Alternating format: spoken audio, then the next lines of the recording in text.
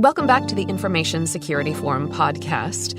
We're in conversation today with Steve Durbin to discuss marketing teams, how to adopt new tactics to increase business. Steve, our discussions have tended to focus on looking at security through the business lens. However, in addition to your business experience and knowledge, most people don't know that your background is actually in marketing. I was having a discussion with your head of marketing, and she mentioned that now that the rules for marketing to potential and existing customers have changed, her team is feeling pressure to find new ways to increase pipeline and create new business opportunities for the sales team. She felt that this was a business-wide discussion, and I know that on behalf of all marketing teams, she welcomes your insight on this topic, so let's get started. How big an impact is the new data protection law having on the go-to-market strategy for businesses and their sales and marketing teams? And how easy will it be to maintain business continuity for both new business opportunities, building pipeline, and the retention of existing customers in this environment? It is changing marketing, in my opinion, Tavia, probably beyond some of the things we've seen in the more recent past. So it is very significant. And there are two pieces of legislation that probably concern me from a marketing standpoint. The first is the GDPR, the General Data Protection Regulation. And the second then is the EPrivacy regulation, which is currently a directive. So GDPR, I think, as everybody probably knows by now, is effective from 25th of May in 2018. EPrivacy was also supposed to be brought in at the same time, but that has been delayed. We probably won't see that until something like 2019, first half, possibly slip even into the second half of 2019. And these two pieces of legislation together really, I think, will change and are changing the way in which marketing teams are operating. So why do I say that? Well, if you look at GDPR, first of all, GDPR requires you to protect personal information. So that has changed the way in which organizations have gone about gathering information. We've had the process of having to get people to opt in or opt out of receiving marketing communications. Just think that one through. You know, most organizations have worked off the basis that if you want to download, for instance, a white paper, then you've provided your contact details. Everybody knows when they're doing that, that that will mean that there will be some follow-ups. That has always resulted in Mickey Mouse being a particularly fervent downloader, and that other character, of course, John Doe, who downloads prolifically here in the United States. That's of no use to marketing at all. But in order to receive the white paper, you have to have provided these sorts of information. And you also have to store it, and you also have to protect it, and so on. So GDPR has really sharpened the pencil on that. EPrivacy regulation goes one stage beyond that. So the EPrivacy regulation is known as a lex specialis, so it sits on top of GDPR. So it's supposed to work in conjunction with GDPR, but it will trump it if anything is contained in the ePrivacy regulation is stronger than GDPR. And it looks at three particular areas. The first is unsolicited marketing. The second is cookies, and the third is confidentiality. So unsolicited marketing, this really looks at the requirement for consent for email and text messaging. So again, your local pizza company will probably send you text messages on a regular basis saying, Tavia, if you order a super duper extra pepperoni, whatever it might be, today it'll be 50% off and we'll give you an extra carton of Coke with it or whatever as well. Unless you have given consent for that, they won't be able to do it. Cookies, well, they will now be tracked within software in the user browser. So you as the user will be able to manage that. And so that really will mean that some of those pop-ups will disappear, and because you control things from your browser. The confidentiality component will affect people like WhatsApp, Facebook Messenger, because they will need to provide the same level of confidentiality around data as other organizations have been doing from a brick and mortar standpoint. So you add GDPR with ePrivacy, and you say, well, from a marketing standpoint now, the world has changed. We used to buy in lists. If you buy in a list, how do you know? How can you guarantee that people have opted in to receive communication from you? If you go to a conference and you point one of these zappers at somebody's badge, how can you guarantee that somebody does actually want to receive information from you? And indeed, more importantly, how do you demonstrate that? So if somebody complains about the fact you're sending them information, how do you demonstrate that they did opt in? So we're building up, I think, a whole level of necessary controls from a marketing standpoint that requires us to view access to data, personal data, in a very different way. And from a marketing standpoint, we have come from an environment that says the more I know about you, the better, because I can then tailor things specifically to you. Well, that's now being turned on its head. From a marketing standpoint, yes, I want to know everything about you, but you have to agree to provide me with that information. And you can withdraw that at any time. And so I have to be tracking all of that, and I have to be making sure that things like my sales team are aware of that. And if that is withdrawn at any time, then do you also have to demonstrate that that information has been discarded? Yes, under the right to be forgotten, you can request as a user clarification and confirmation that you've been removed from systems. You can request information about where your information has been held. And again, organizations have to provide you with that. So there are some very significant changes, I think, that marketing departments are having to go through. What does that mean in terms of new business opportunities, building pipeline, retention and so on? Well, it means you have to do things differently. On the positive side, it should enable us to have a higher quality of information because you have opted in to providing me with information. So I'm not going to be seeing, hopefully, as many Mickey Mouses and John Does. So I am going to get much more clarity around you as a user, but there's going to be very much fewer data points to work off.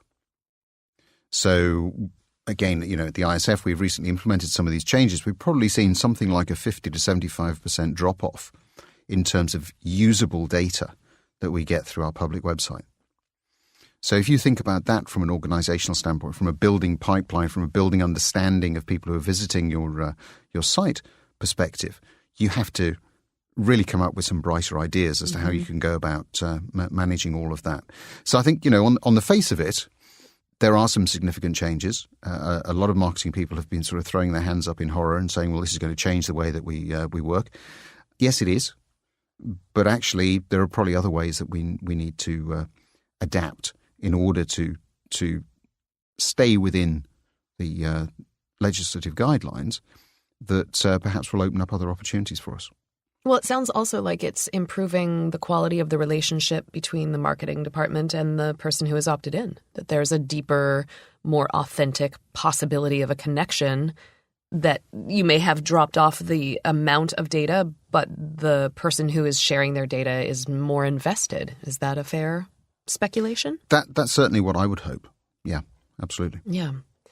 As marketing relies heavily on digital engagement, what role does the C-suite in particular have in supporting digital brand awareness and creating business opportunities using social media? And how can the marketing team advise on the use of social media to build brand awareness and to safeguard and not disrupt business? Yeah, I think this whole issue of digital brand awareness is a very interesting one because that's where we're all necessarily having to go. It is about how do we build up this picture. And for a lot of organizations, I think, it was about measuring things like, if you go back, not that long, we used to measure things like, clicks. And some people used to charge on a per-click basis. We used to measure visits to the website. We used to measure things like downloads. Well, all of that becomes a little bit meaningless. Digital brand awareness, yes, is about driving traffic, but it's about increasingly these days driving engagement. I don't have a huge amount of interest in how many people are visiting my website. What I'm interested in is how many of those people are then converted into engaged contributors. So I'm thinking particularly of things like, the way in which they might contribute to blogs, the way in which they might interact, What would they do with some of the information that's on the site? And so, the role of the traditional website, I think, is changing. It has to be very much more interactive. We are moving, I think every marketing organization is moving very much more into the use of video.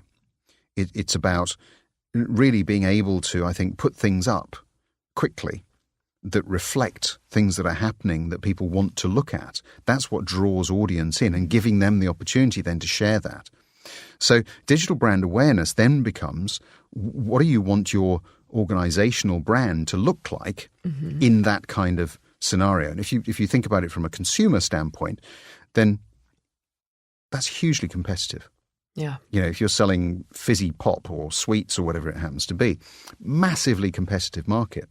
So you always need to be doing something very, very different here, because increasingly all of your interaction is going to be done on a digital platform in some way, shape or form at a variety of different age groups. So it's a hugely exciting area. If you look at business to business, then actually it's not dissimilar. But you're more importantly, you're looking at how you can create long-term business opportunities for engagement. And I think that really where I see the opportunity here is I'm going to call it crowdsourcing, but it isn't strictly speaking crowdsourcing. What I mean by it is I might put up some particular challenge that my business is having, or I might put up a particular perspective, a stalking horse, effectively. And I may do that with the intention of stimulating debate, by getting my target audience to actually respond to that and then shape and change my offering. So that I think is something that's very much more possible as well in a digitally connected environment. And of course, you can feed that out straight away into your sales, into your product development. And so you're getting, I think, more intimate touch points with your target market through that digital platform. And social media clearly has a role to play in all of that, but not just from the perspective of a fairly sort of passive, this is where I went for dinner, although that can be useful as well to a certain extent, but much more about then harnessing the social media channel as another means of market testing. So I think from that overall marketing perspective, we're moving very, very rapidly into a realm of digital engagement that gives you very speedy feedback, whether you be in the B2C or the B2B environment. The challenge that you then have is, how do you respond to that? So you have to be very much more agile. You have to be willing to take a risk. You have to be much more entrepreneurial than I think a lot of marketing departments might have been in a B2B environment anyway, in the past. And then it's about, when do you bring out the big guns? So how do you actually manage digital interaction with your senior executives, your C-suite? How do you manage an individual perhaps who first thing in the morning, the very first thing they do is send out a number of tweets that are, anything from a stream of consciousness to a rant? And how do you manage that from a brand perspective? Some organizations might say, well, actually that's doing the brand a power of good, because the person is human, he or she is reflecting the mood of the moment, and that's what we as an organization want to be seen as. So, if you're in that particular space, others would put their head in their hands and think, oh no, here we go again. It's more damage limitation, because it is off message. And so the role of the marketing team in all of that is really to try to understand the way in which the organizational business strategy can be reflected through the digital marketing channel, and the role that social media has to play in that. Playing that back to business leaders, whether they be in the C-suite or whether they be outside of it, to ensure that we've got some consistency of messaging across the piece that allows for personal expression. We don't want to do away with social media.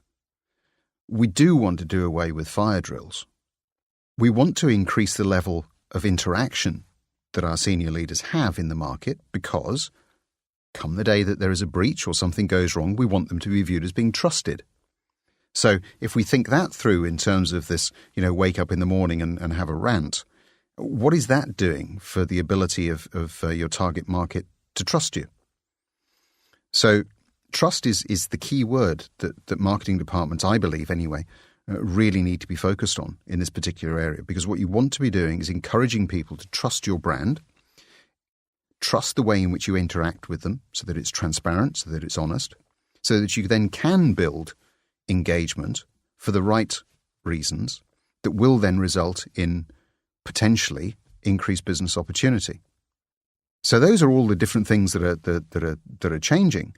And again, I do think, to your point earlier, the fact that we're moving into an environment where people have to positively opt in is going to help in all of those different areas, because you do have people who are, at least at the beginning, superficially engaged. Your job is to increase that level of engagement and then for them to tell other people as well.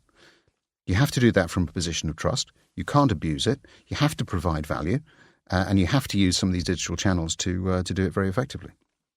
So no, serious leader would just rant on Twitter first thing in the morning. That's just an implausible hypothetical, it seems. I think that if you look at it from a private sector perspective, I would like to think that most boards, most shareholders would probably have something to say about that. It isn't about trying to take away somebody's freedom of expression or personality.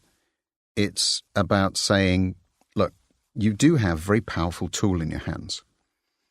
It might be an idea to just think before you press the go button. And there is, of course, always going to be, an occasion when you do want to have a rant. And maybe you just do that offline. I go back to years ago when email first sort of started being used outside of organizations. And the advice that was always given there was okay, look, if you really are looking to have a rant, then do type it in the email, but just don't press the send button. Put it in the draft folder, come back and read it a little bit later. And I think that a lot of people would do well, particularly on social media, to think that one through. It doesn't necessarily need to take away from the instantaneous element of it. You can just type it, take 30 seconds downtime and then come back and think, is that really what I want to say? Maybe not. And go from there. So I think that, it is all about understanding the power that you have at social media and making sure that what you're sending out is in line with your overall strategy and what it is you're trying to achieve and the brand that you're trying to create. So showing some thoughtfulness and a bit of restraint. I think it comes down to responsibility. Mm-hmm. You need to be responsible for your actions. And, yeah. Can you share 3 or 4 tactics that the marketing team should adopt to grow pipeline opportunities and enhance the effectiveness of their outbound communications and their engagement across their social media business channels? Yeah, I think there's a few things. I think that, I've talked already about the role of the website. I think websites will continue to have a fundamental role to play in terms of collecting data. It is about collecting on an opt-in basis. It is about making them attractive places for people to go and visit. It is about ensuring that you do something with people who respond in that area, but you also have to recognise that you're going to get very much less coming through your website. So don't lose the website, but just do recognise that the task of it is to increase the engagement. I think the second thing is you need to look at ways in which you're going to collect your own data on your target markets. I don't think you can rely on lists anymore. There's been a very big industry in the past that's existed on selling lists. Mm-hmm. Very few organizations, very few individuals, I believe, will now opt in to a list, allowing an organization to go off and sell that list, willy-nilly. And that's a real challenge as well. So I think you've got to look at ways of collecting your own data. That may be through using different digital channels. I think social media, it's about using social media to understand the issues that your target market has. It's about really increasing the volume as well, I think, on your part of quality discussion. And that isn't just about one individual. And I'm not advocating here either that you have a number of bots that are out there, spouting stuff either. It's about making sure that you have a number of people within your organization who are contributing to that interaction, that it's a quality interaction, that it's a relevant interaction, that it is demonstrating that your brand or your company has something valuable to say in this particular space that would then encourage people to move perhaps to your website or to move to sharing some of their data with them. And I think that marketing has a very big role to play in that particular space in terms of helping people understand, how to go about doing that on social media. A lot of time people, when I talk about this, will look at me and say, well, everyone can use social media, Steve. What are you on about? I don't need to be trained in how to use social media. I just pick up my phone and off I go. Rant away. And of course you can do that. But there are probably better ways of doing it. And I think that just really providing some hints and tips to people as to how you can go about doing that is time well spent. And then I think that finally it is about really measuring the effectiveness of your communications and your engagement. Marketeers generally don't like to do that because it's always very difficult. And it is. Mm-hmm. We've had this age-old discussion in marketing about how do you measure the effectiveness of PR? Mm-hmm. How do you do it? Well, of course you can measure appearances or clicks and that kind of thing. But how do you really measure the effectiveness of it? Is it really driving somebody to buy your product, increase your revenue? So I think it's about thinking very hard about how we measure the effectiveness of some of that communication and some of that engagement across the different social media channels so that you can flex it, so that you can change it, so that you understand what works and what doesn't work. And indeed, I think very much more importantly these days, so that you can really understand and test the temperature of your target audience, because their needs change very, very quickly. And this is one of the ways in which you can really monitor that and make sure that you always remain current. Well, there are so many conversations about social media, but this is definitely a fresh take on a conversation about these tools. So on behalf of your own head of marketing and other marketing leaders, I thank you for wearing your marketing hat for this discussion. And I'm sorry that our listeners can't see it because it's quite an elaborate fascinator. The guidance you've shared today will have provided some practical insights that both the marketing team and wider business teams can adopt to support business growth. To find out more about how ISF products and services can help you to manage cybersecurity across your business enterprise, visit securityforum.org.